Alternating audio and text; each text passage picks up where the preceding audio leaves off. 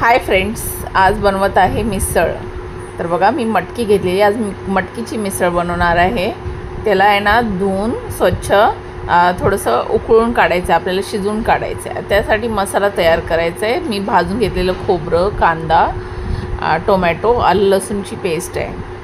हे बघा मी भाजून घेतलेलं आहे सगळं। आता त्याला वाटून कढईमध्ये तेल टाकून त्यामध्ये ते वाटलेला मसाला टाकायचा आहे। तो चांगला व्यवस्थित परतून घ्यायचा आहे। त्याला तेल सुटेपर्यंत मस्त असं परतून घ्यायचं आहे। मग आहे ना त्याच्यामध्ये आपला घरचा मसाला, आमचा घरचा मसाला आहे तो टाकायचा आहे त्याच्यामध्ये, आणि थोडीशी हळद, कारण मीठ मी पहिलं टाकलेलं आहे म्हणून आता मीठ मी काय टाकत नाही आहे। मीठ याच्यामध्ये ऑलरेडी आहे त्या मटकीमध्ये उकळलेल्या, तर ते आता मटकी शिजवलेली आहे ना त्या मसाल्यामध्ये टाकून घ्यायची। त्याला चांगलं उकळी येईपर्यंत शिजवून घ्यायचं आहे आपल्याला, मस्त असं तरी येईपर्यंत।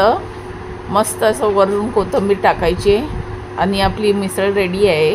तर मी सर्व करते। इथं फरसाण घेतलेला आहे आणि इथे ना वडा घेते मी, बटाटा वडा, आणि ह्या वड्यासोबत तुम्ही मिसळ खाऊन बघा, खूप छान लागते मिसळ।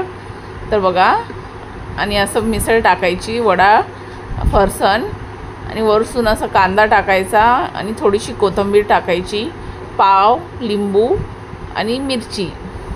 मस्त लागते, टेस्टी लागते। तुम्ही नक्की ट्राय करा। तर चला तर मग बाय।